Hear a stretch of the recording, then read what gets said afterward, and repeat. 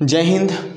आज के टॉपिक में मैं बात करूंगा चैप्टर नंबर आप देख ही रहे हैं अम्ल क्षार और लवण। तो क्लास 10th वाले फटाफट ध्यान दीजिएगा, क्योंकि मैं पीएच के बारे में आपको मैं बता चुका था कि पीएच होता क्या है। फिर भी अगर आप सोचो पीएच पीएच है क्या, तो पावर ऑफ हाइड्रोजन मैं आपको बता चुका था, बड़े अच्छे से मैं आपको बताया था और आप जानते हैं। अगर नहीं जानते हैं तो आप मेरे प्रीवियस वाले वीडियो को जरूर सर्च करिए, जरूर देखिए, ठीक है। इस क्लास को, इस लेक्चर नंबर 4 को देखने से पहले आप एक बार जरूर से जरूर हमारी प्रीवियस वाले वीडियो को देखें। अगर पीछे वाले वीडियो को ना देखे हो तो आज चलते हैं, आपको मैं बताता हूं पीएच का महत्व। पीएच का महत्व कहां कहां पे है, तो चलते हैं। पहला मैं बात करता हूं बगीचे के मिट्टी का पीएच परास। आप जानते हैं भाई बगीचा किसके पास नहीं है, कहां नहीं है, ठीक है। जो बगीचा होता है बगीचा, तो बगीचा का पीएच परास क्या होता है। पीएच परास कभी कभी ये होता है कि किसान लोग बहुत सारा मेहनत कर लेते हैं फिर भी अनाज उगता नहीं है।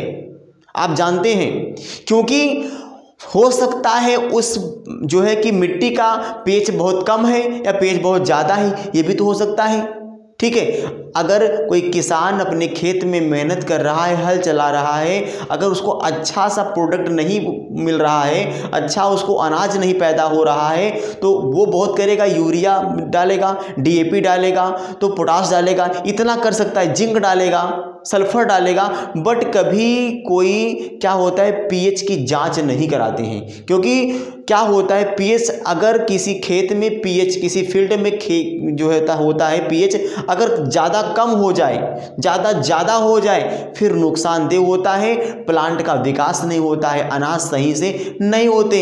हुआ कि आपने लाया हाइब्रिड बीज, वो भी सही से नहीं हुआ, तो आप दुकानदार को कोसने लगे, ठीक है, उल्टा सीधा बोलने लगे, दुकानदार ने सही अनाज नहीं दिया। तो ऐसी बात नहीं है, अनाज सही होते हैं, बट क्या होता है अगर वो फील्ड सही नहीं है, बगीचा सही नहीं है, तो सही से कोई भी पौधा पैदा होने वाला नहीं है। कभी कभी आप घूमे होंगे, देखे होंगे, कहीं कहीं पे क्या होता है कि बबूल का वृक्ष ज़्यादा होता है, ठीक है, विलायती बबूल का वृक्ष ज़्यादा होता है, बट आम का वृक्ष नहीं होता है, ठीक है, महुआ का वृक्ष नहीं होता है। क्यों ऐसा? क्योंकि वहाँ का पीएच क्या है, एक्सचेंज है। तो इस प्रकार से मैं बात कर रहा हूँ, ठीक है। चलिए अब मैं बात कर लेता हूँ मनुष्य के पाचन तंत्र का पीएच परास। इसके बारे में आप समझ गए होंगे। चलिए हम दूसरा बात करता हूँ, हेडिंग मनुष्य के पाचन तंत्र का पीएच परास, ठीक है। मनुष्य के पाचन तंत्र का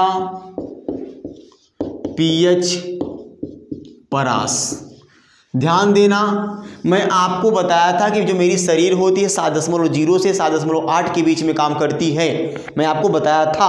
तो आज सुनिए, आप फिर से सुनिए। आप जानते हैं कि जैसे कि आप जानते हैं कि हमारे शरीर में एक क्या होता है, स्टोमक होता है, ठीक, स्टोमक होता है, ये स्टोमक है, ये हमारा पेट है, स्टोमक है। तो आप जरा सोचो, स्टोमक में होता है एक मोमेंट होता है, उसका नाम क्या है, चर्निंग मोमेंट, ठीक है, चर्निंग मोमेंट होता है, ध्यान दीजिएगा। अब यहाँ पे होते हैं पेरिस्टाल्सिस मोमेंट, यहाँ होता है चर्निंग मोमेंट। तो क्या होता है इसमें कि जब कभी कभी क्या होता है, हमारे इसी पेट के अंदर HCl क्या होता है, अम्ल होता है। मैं आपको बताया हूँगा कि जो HCl होता है उसका जो पीएच मान होता है 1.5 होता है। जरा आप समझो, अगर किसी का 1.5 पीएच परास है तो बताओ कितना एसिड होगा, बहुत ज़्यादा एसिड होगा। आप खुद समझ सकते हो, मैं आपको बताऊँ 7 से बहुत कम है, ये 1.5 है। तो बताओ, आप समझो कि HCl का खट्टापन यानी एसिड कितना होगा, आप समझ सकते हो। तो जरा आप सोचो कि यही जो HCl होता है 2 हार्मोन बनाता है, एक का नाम है श्लेष्मा और दूसरे का नाम है पेप्सिन। श्लेष्मा और पेप्सिन बनाता है। अगर हमारे यही पीएच का मान अगर और ही ज़्यादा हो जाए, अगर और ही कम हो जाए, 1.5 से और ज़्यादा हो जाए, और या तो मान लीजिए बढ़ जाए, तो क्या हमको एसिडिटी नहीं होगी? होगी, बदहजमी होगी। तो वही मनुष्य के उदर में हाइड्रोक्लोरिक अम्ल उत्पन्न करता है। यह उदर को हानि पहुंचाए बिना भोजन के पाचन में सहायक होता है और पाचन की स्थिति में उदर अत्यधिक मात्रा में अम्ल उत्पन्न करता है, जिससे उदर क्या होता है, ध्यान दीजिएगा, अगर मान लीजिए यही उदर, यही हमारा पेट अगर ज़्यादा अम्ल का निकालने लगे, जो मिनिमाइज से निकाल रहा है, लेवल से निकाल रहा है, अगर ज़्यादा निकलने लगे तो हमारे क्या होता है, स्टोमक में पेन होने, दर्द का अनुभव होने लगता है, दर्द भी होता है, एसिडिटी, गरम गरम का क्या होता है, ढेकार आना, तो इसको क्या बोलते हैं, एसिडिटी बोलते हैं। बदहजमी आ जाना और पेट में जलन होना, ये सब का शिकायत आता है। तो इसको हम क्या बोलते हैं, हमारे शरीर के अंदर पीएच का पीएच परास चेंज हो जाना। तो आगे चलते हैं। तो इस दर्द से मुक्त होने के लिए आप एसिड में क्या कर, ये तो एसिड है, आप खाओ एंटी एसिड। तो एंटी एसिड दवाइयाँ होती हैं जो जब एसिड पर एंटी एसिड जब प्रभावित होता है तो एसिड कम हो जाता है और व्यक्ति को राहत मिल जाती है। तो ध्यान दीजिएगा, इसके बारे में आप समझ पाएंगे। जैसे क्षारकों का उपयोग किया जाता है, जैसे उसका नाम क्या है, जैसे मैग्नीशियम हाइड्रॉक्साइड। मैग्नीशियम हाइड्रॉक्साइड, अगर किसी दवा में मैग्नीशियम हाइड्रॉक्साइड है, उस दवा को किसी इंसान को खिला दोगे तो जो पेट की जो प्रॉब्लम है वो सही हो जाएगी। इतनी बात आप समझे। और अगर नहीं खिलाएंगे तो दर्द भी होगा, ऐंठन भी होगा, प्रॉब्लम हो जाएगा। तो ये क्या था, मनुष्य के पाचन तंत्र का पीएच परास। चलते हैं, पीएच परिवर्तन के कारण दंत क्षय। ठीक है, पीएच के कारण, पीएच के कारण दंत क्षय, पीएच के कारण दंत क्षय। अब आप जरा ध्यान देना, इसमें बहुत ही अच्छी बात है दंत क्षय, यानी दांतों का गिर जाना। क्योंकि हमारे जो मुंह होता है, जो मुंह का पीएच मान होता है, मुंह माउथ का जो माउथ का पीएच मान होता है 5.5 होता है। इतनी बात आप समझ पाए होंगे कि हमारे मुंह का पीएच मान कितना होता है, 5.5 होता है। लेकिन अगर इससे कम हो जाए तो एसिड ज़्यादा हो जाएगा।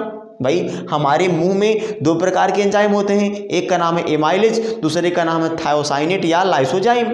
लेकिन क्या होता है, अगर 5.5 से क्या हो जाए, कम हो जाए, डिक्रीज हो जाए, तो क्या होगा, प्रॉब्लम तो होगा ना, बिल्कुल होगा।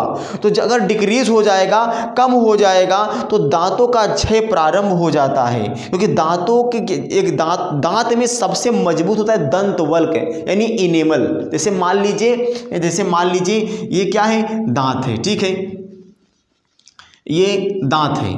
तो ये दांत के अंदर क्या होता है, एक इनेमल होता है।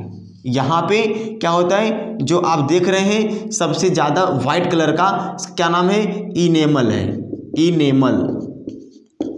इनेमल मतलब पूरे शरीर का सबसे कठोर पदार्थ क्या होता है, इनेमल होता है। तो जो इनेमल होता है और नीचे क्या होता है, मसूड़े होते हैं। तो अब क्या होता है, अगर इंसान के अंदर क्या होता है, अगर 5 मुंह का जो पीएच मान होता है, लार का, भाई मुंह का नहीं, मुंह के अंदर का, ठीक है, तो मुंह के अंदर का जो पीएच मान होता है 5.5 होता है। अगर वो डिक्रीज हो जाए, कम हो जाए, वो पीएच कम हो जाए, तो क्या होता है, वो अम्ल प्रकृति ज़्यादा होने की वजह से दांत धीरे धीरे हमारे क्या होते हैं, डिकम्पोज होने लगते हैं। ठीक है, उनके अंदर जो कैल्शियम फास्फोरस होता है, यानी कैल्शियम फास्फोएपेटाइट, यानी जो कैल्शियम फास्फोरस के जो दांत भरने होते हैं, धीरे धीरे क्या होते हैं, ये इन्हें हम कैल्शियम क्या कहते हैं, कैल्शियम हाइड्रोक्सी एपेटाइट या कैल्शियम फास्फेट के बने होते हैं। तो ध्यान दीजिएगा, तो दांत क्या होता है, दंत क्षरण, यानी दंत का संक्षारण हो जाना, यानी दांत क्या होते हैं, धीरे धीरे वो डिकम्पोज होकर, वो पतले दुबले होकर वो जमीन पर गिरने लगते हैं। तो ये प्रॉब्लम हो जाती है। इसलिए अच्छे प्रकार का मंजन किया जाए तो इसमें से राहत मिलेगा। अच्छे प्रकार के मंजन अगर इंसान करता है तो उसका जो पीएच का मान कम था वो मिनिमाइज हो जाएगा, अच्छे से हो जाएगा, फिर वो हमारा दांत फिर से सही हो जाएगा। तो इस प्रकार से आप ध्यान दीजिए, इतनी बात आप समझ पाए होंगे। चलते हैं मधुमक्खियों में रसायन। आपने नाम सुना मधुमक्खी, भाई देखते हैं मधुमक्खी। मधुमक्खी ध्यान दीजिएगा, मधुमक्खी। मधुमक्खी एक आप जानते हैं नेटल वृक्ष, मैं साथ में बता दे रहा हूं नेटल वृक्ष। मधुमक्खी और नेटल ये क्या हो, दोनों एक होते हैं। दोनों क्या मतलब कि कभी कभी क्या होता है, अभी आप समझ लीजिए कि पहले इसकी मैं बात करता हूँ। मधुमक्खियाँ, जब मधुमक्खियाँ इंसान को काटती हैं तो जब हमारे शरीर को पंचर करती हैं तो अपने जो आरो होते हैं उनको शरीर में पंचर करके वहीं पे छोड़ देती हैं, या कभी कभी निकाल भी लेती हैं, ऐसा आप देखे होंगे। तो लेकिन जरा आप समझो कि इतने बड़े शरीर में एक छोटी सी मधुमक्खी अपने आरो को चुभा के काट कर अपने अम्ल को छोड़ देती है और इंसान इतना परेशान हो जाता है। क्योंकि इसलिए ऐसा होता है क्योंकि मधुमक्खी के डंक में जो अम्ल हमारे अंदर होता है वो अम्ल उनके अंदर नहीं होता है। और दूसरी बार होता तो है उनके अंदर, वो अपना उसका अम्ल है, लेकिन हमारा अम्ल क्या है, हमारा कम अम्ली है लेकिन उनका ज़्यादा अम्ली है। अगर ज़्यादा अम्ली वाला अम्ल जब इंसान के शरीर में जाएगा तो इंसान उसको बर्दाश्त नहीं कर पाएगा, उसको इनटेक नहीं कर पाएगा। भाई अगर कोई इंसान को दांत से काट ले, नाखून से खरोच ले तो कुछ प्रॉब्लम, ज़्यादा प्रॉब्लम नहीं होगी, ठीक है, वो ठीक हो जाए। लेकिन क्या है कि अब यहाँ मधुमक्खी काटने से सूजन हो जाती है, ठीक है, क्योंकि इसमें होता है मेथेनोइक एसिड। क्या होता है दोस्तों, मेथेनोइक एसिड। तो इसके डंक में क्या होता है, मेथेनाइक,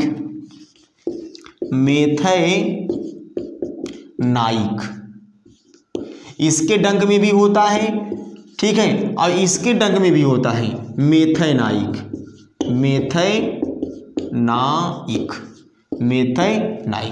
इसके मधुमक्खी के डंक में मेथेनाइक और नेटल वृक्ष के पत्तों में मेथेनाइक, क्योंकि भाई ये समुद्री नहीं, ये क्या जंगली घास होते हैं, जंगली वृक्ष होते हैं। अगर ये आत्मरक्षा यानी सेल्फ डिफेंस करने के लिए क्या करते हैं, इन प्राकृतिक ने इनके जो पत्तियां होती हैं इनको कांटेदार होती हैं। जब आप इनको टच करेंगे ना तो आपके हाथ में खजुलाहट होना प्रारंभ हो जाएगा, यानी खजुली ईचिंग चालू हो जाएगी। तो उसमें भी क्या होता है, मेथेनोइक अम्ल, क्योंकि ये भी क्या करते हैं, वो मेथेनोइक अम्ल इंसान के शरीर पे की स्किन पे छोड़ देते हैं तो उनको प्रॉब्लम होती है, दर्द होने लगता है। तो वही क्या है, नेटल के वृक्ष में और मधुमक्खी के डंक में कौन सा अम्ल होता है, मेथेनाइक अम्ल। इतना बात ध्यान दीजिएगा, ये क्वेश्चन में पूछे जाने वाले ये एग्ज़ाम में पूछे जाने वाले बेस्ट क्वेश्चन है, ठीक है। चलिए आज हम बात करते हैं प्राकृतिक अम्ल के बारे में। प्राकृतिक अम्ल आप भी जरा सोचिएगा ध्यान से, ठीक है।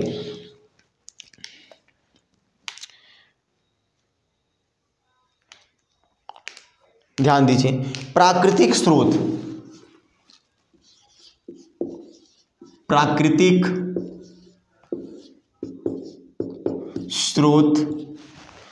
ठीक, एक मिनट सॉरी, प्राकृतिक स्रोत और क्या है, अम्ल। अब प्राकृतिक स्रोत क्या है, जैसे आप जैसे सिरका जानते हैं, सिरका हो गया, सिरका में कौन सा अम्ल होता है, संतरा में कौन सा अम्ल होता है, इमली में कौन सा अम्ल होता है, टमाटर में कौन सा अम्ल होता है, टमाटर। और आप जानते हैं दही कहो या आप दूध कहो, बात क्या है, एक है। दही और नींबू में कौन सा होता है, और चींटी के डंक और नेटल में क्या होता है, अभी ध्यान दीजिएगा, ठीक है। सिरका में कौन सा होता है, सी से सिरका, सी से सिट्रिक अम्ल, क्या सॉरी एसिटिक अम्ल, एसिटिक अम्ल। सिरका में कौन सा अम्ल है भैया? एसिटिक अम्ल। संतरा में सिट्रिक अम्ल, संतरा में सिट्रिक अम्ल। और इमली में टार्टरिक अम्ल, इमली में टार्टरिक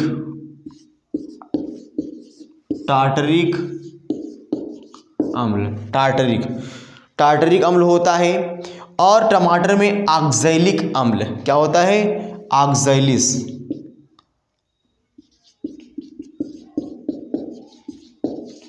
ऑक्सैलिक अम्ल। और दही में क्या होता है? दही में होता है लैक्टिक अम्ल, लैक्टिक अम्ल। और नींबू में क्या होता है? नींबू में होता है सिट्रिक अम्ल, यानी सिट्रिक अम्ल यहाँ पर भी होता है। कौन सा होता है ये? सिट्रिक अम्ल, सिट्रिक अम्ल। मतलब ध्यान दीजिएगा। और मधुमक्खी में अगर पूछा गया मधुमक्खी और निटल के वृक्ष में कौन सा अम्ल होता है, तो मेथेनाइक अम्ल होता है, उसको मैं नहीं लिखा हूँ। सिरका में एसिटिक अम्ल, CH3COOH, इसका फार्मूला भी होता है CH3COOH। सिरका में एसिटिक अम्ल। भाई संतरा में और नींबू में, संतरा में और नींबू में दोनों में होता है सिट्रिक अम्ल। संतरा हुआ, नींबू हुआ, आंवला हुआ, ये सब में क्या होता है? सिट्रिक अम्ल। इमली में टार्टरिक अम्ल, टमाटर में ऑक्सैलिक अम्ल, दही या दूध, मक्खन या मट्ठा में लैक्टिक अम्ल। इतनी बात आप समझ पाए बड़े अच्छे से, तो इसको आप ध्यान करके रखिएगा। इसमें से एक क्वेश्चन आपको जरूर मिलेगा। तो इतनी बात आपको समझ में आ गया, ठीक है? इतनी बात आप समझ पाए होंगे। तो दोस्तों अभी मैं इस क्लास को यहीं रोक रहा हूँ, अगले नेक्स्ट टर्न में आपको मिलूँगा। नमस्कार।